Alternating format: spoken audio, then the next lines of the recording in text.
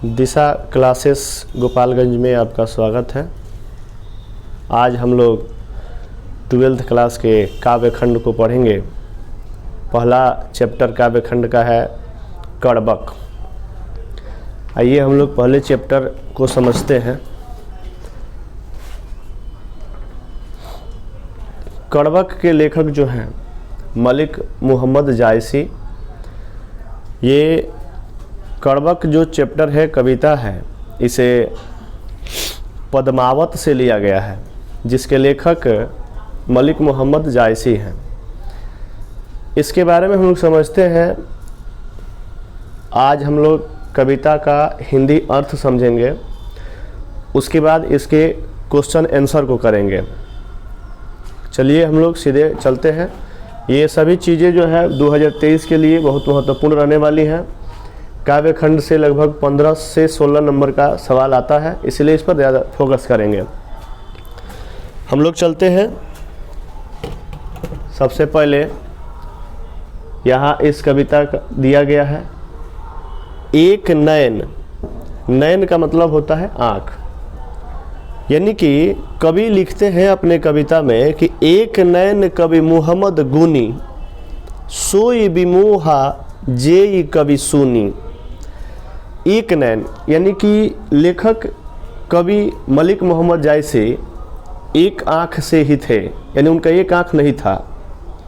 बचपन से ही उनका एक आँख नहीं था। उनके चेहरे पर अनेक प्रकार के चेचक के दाने निकले हुए थे, देखने में एकदम कुरूप से दिखाई देते थे। वो लिखते हैं कि एक नयन यानी कि एक नयन होते हुए भी, मलिक मोहम्मद जायसी अपने बारे में लिखते हैं कि एक नयन होते हुए भी वह गुणवान है, उनके अंदर बहुत सारे गुण हैं। सोई विमोहा जेई कवि सुनी। फिर ये कह रहे हैं कि जो भी उनकी कविता को सुनता है वो एकदम विमोह हो जाता है, मोहित हो जाता है। उनकी कविताओं को सुन करके एकदम उनका मन मोहित हो जाता है। इतनी अच्छे कविताओं की वो रचना करते हैं। फिर इसका दूसरा लाइन है कि चांद जैस जग विधि अवतारा। चांद जैस जग विधि अवतारा दीन ह कलंक कीन ह उजियारा। कह रहे हैं, कवि कहते हैं कि ईश्वर ने उन्हें चंद्रमा के समान इस धरती पर भेजा है। चांद में भी दाग है।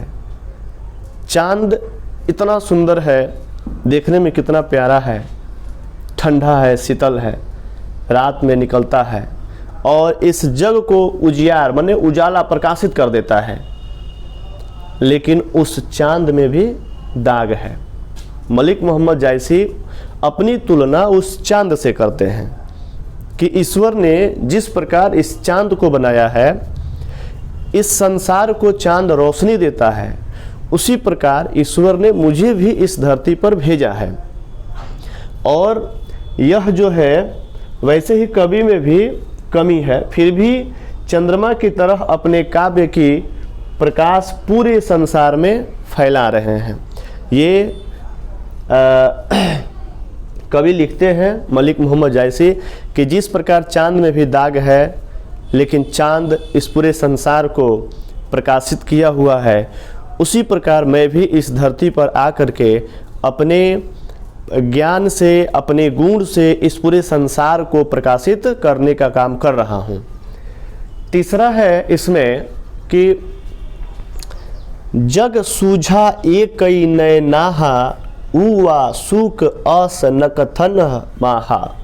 मतलब कि जिस प्रकार अकेला शुक्र एक ग्रह है जो चंद्रमा के बाद सबसे चमकदार दिखाई देने वाला ग्रह है, तो वही कह रहा है कि ग्रहों में सबसे ज़्यादा चमकने वाला ग्रह शुक्र है। 9 ग्रह हैं, अभी वर्तमान में 8 ग्रह हैं। तो उन सभी ग्रहों में शुक्र जो ग्रह है वो सबसे अलग, सबसे हट के दिखाई देता है। देख रहे हो यहाँ पे लिखा हुआ है। उसी प्रकार कवि भी अपनी एक आँख से, कवि के पास एक ही आँख थे, वो बचपन से ही वो एक ही आँख से थे, अपनी एक आँख से इस दुनिया को भली भांति समझ लिया है। कवि लिखते हैं कि जिस प्रकार से अकेला शुक्र ग्रह जो होता है सभी नक्षत्रों के बीच में उदित होता है, उसी प्रकार कवि अपनी एक एक वाक से इस पूरे संसार को समझ लिया है खूब बढ़िया से। अगला है, जो लही अम्बही डाभ न होई, तो लही सुगंध बसाई न सोई। कह रहे हैं अम्बही, अम्बही का मतलब होता है आम, अम्बही का मतलब होता है आम। जब तक आम में, आम जो हम लोग खाते हैं फल है, जब तक आम में नुकीली डाभ, डाभ का मतलब होता है जब आम का सीजन आता है तो पहले उसके फूल निकलते हैं और उसको हम लोग शायद मोजर, मोजर कहते हैं, यहाँ लिखे भी हुए मंजरी या मोजर। आम का जब मोजर निकलता है, अगर उसमें मोजर नहीं रहेगा तब तक उसमें सुगंध नहीं आ सकती है। पहले मोजर आता है और उस मोजर को जब आप जा करके महकिएगा तो उसमें बहुत सुगंध होती है। तो वही कहा गया है कि जब तक आम में मोजर नहीं होता है तब तक उसमें सुगंध नहीं आती है। फिर अगला है, कीन्ह समुद्र पानी जो खारा, तो अति भयउ असूझ अपारा। कह रहे हैं कि समुद्र का पानी खारा है, नमकीन है। समुद्र का पानी हम लोग नहीं पी सकते हैं, इतना ज़्यादा खारा है कि। वही कहा गया है कि समुद्र का पानी खारा है, इसीलिए वह असूझ है और अपार है। इस दुनिया में समुद्र का पानी जो है बहुत ज़्यादा है। क्यों ज़्यादा है? क्योंकि उसमें उसका जो पानी है वो खारा है, नमकीन है, लवणीय है, इसीलिए हम लोग का उसका कोई उपयोग न होने के कारण उसका पानी बहुत ज़्यादा मात्रा में हमारे धरती पर फैला हुआ है।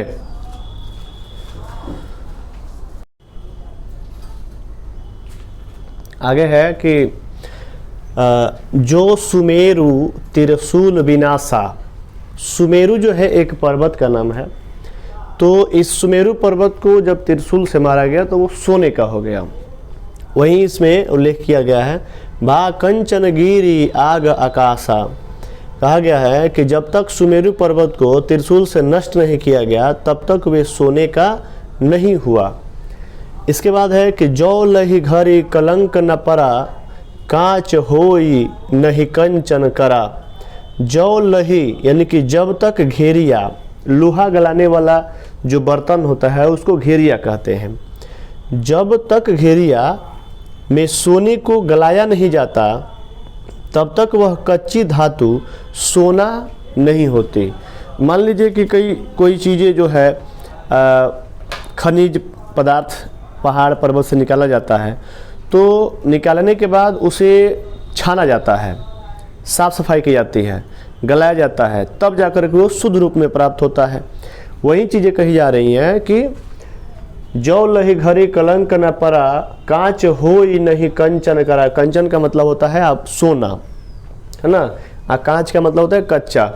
वही चीज़ है कि जब तक सोना या किसी भी चीज़ को गलाया नहीं जाता है, गलाने वाला बर्तन में सोने को गलाया नहीं जाता तब तक वह कच्ची धातु सोना नहीं होती है। अगर उसे सोना, पक्का सोना होना है तो उसको पहले गलाया जाता है, तब जाकर वो सोना होता है।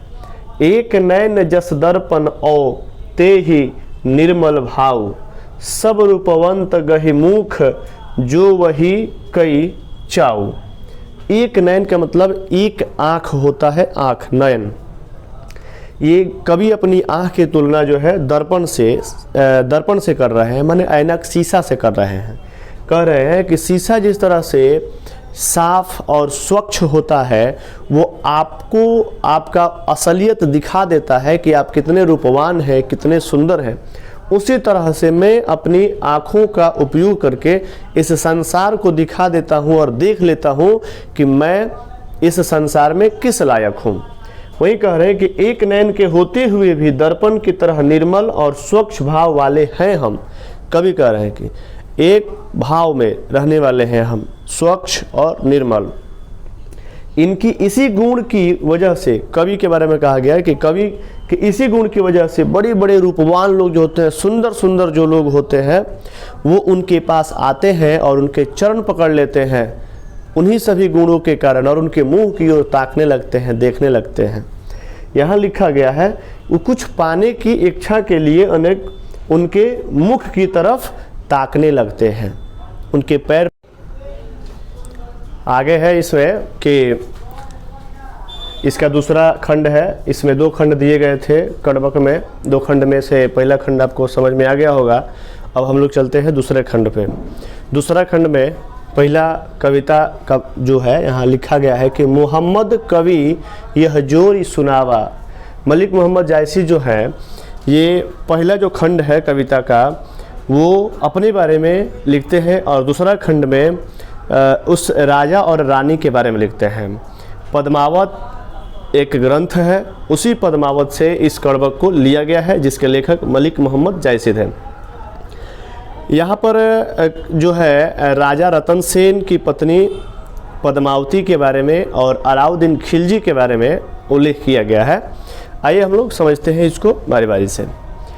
मोहम्मद कवि यह जोरी सुनावा, सुना जो प्रेम पीर गा पावा। जोरी लाई रकत के लेई, गाढ़ी प्रीति नयनह जल भेई। ये इतना अच्छा जो है वाक्यांश यहाँ दिया गया है। ये मोहम्मद जो है अपने बारे में कह रहे हैं कि यह काव्य की रचना जो है मैंने सुनाया है, ये रच करके सुनाया है। इस काव्य की रचना किसने सुनाया है रच करके? मलिक मोहम्मद जायसी ने। जिसने भी इस काव्य को सुना है वो प्रेम का, पीड़ा का अनुभव किया है। उसे प्रेम की पीड़ा, पीड़ा का मतलब दुख होता है, प्रेम के दुख का एहसास जरूर हुआ होगा। यहाँ पर है आगे कि मैंने इस काव्य को रकत की लेई, माने खून के लेई से, अपने खून से साट करके और रचा है ना। यहाँ मैंने इस काव्य को रकत की लेई लगा करके जोड़ा है तथा गाढ़ी प्रीति, आंसू जो निकलते हैं उसे आंसुओं की जल में भिगोया है। लिखते समय इनका हृदय इतना पिघल गया, इतना कमजोर हो गया कि इन्होंने जो है इस बातों को लिखा। आगे वाला टॉपिक है कि औ मन जानी कवित अस किन्हा, मक यह रहे जगत मह चिन्हा। कहाँ सो रतन सेन अस राजा, कहाँ सुवा असि बुद्धि उपराजा। कहाँ अलाउद्दीन सुल्तानु, कहाँ राघव जेई किन्ह बर बखानु। कहाँ स्वरूप पद्मावती रानी, कोई न रहा जग रही कहानी। ये कितनी अच्छी लाइन है, यहाँ समझेंगे। कह रहे हैं कि मेरे इस काव्य की रचना यह जान करके किया गया कि इस संसार में कोई नहीं रहेगा, ठीक है, लेकिन जब इसकी रचना हम कर देंगे तो यह काव्य और सदियों सदियों तक रहेगा। इसी चीज़ों को जान करके और मलिक मोहम्मद जायसी ने इस काव्य की रचना किया है। संसार में मेरी आखिरी निशानी यही रह जाएगी।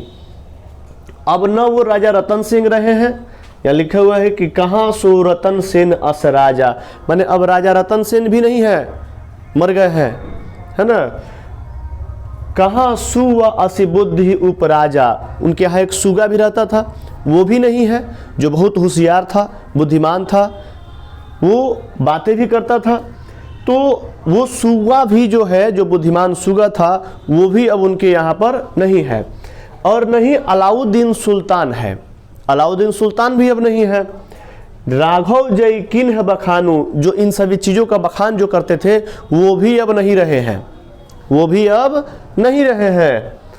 कहाँ स्वरूप पद्मावती रानी, वो सुंदर सी दिखने वाली पद्मावती रानी भी नहीं है, जिसके लिए अलाउद्दीन ने उस पर अभियान किया था, वो स्वरूप रानी भी नहीं है।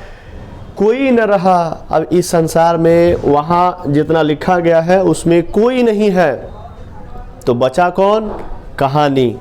जग रही कहानी, इस जग में कहानी रह गई है। उन सभी, वो सभी समाप्त हो गए हैं, सब खत्म हो गए हैं, सिर्फ इस जग में जो है कहानी ही रह गई है। आगे है धानी सोई जस कीरति जासु, फूल मरे पे मरे न बासु। यानी कि ये कहा गया है कि वह पुरुष धन्य है जिसकी कीर्ति, जिसका वैभव, जिसका यश इस संसार में फैला हुआ है। उसके मरने के बाद भी आज लोग उसको याद करते हैं।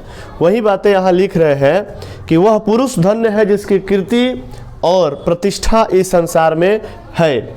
उसी प्रकार एक पुष्प के मर जाने के बाद उसके जो सुगंध होते हैं वो इस संसार में फैल जाते हैं।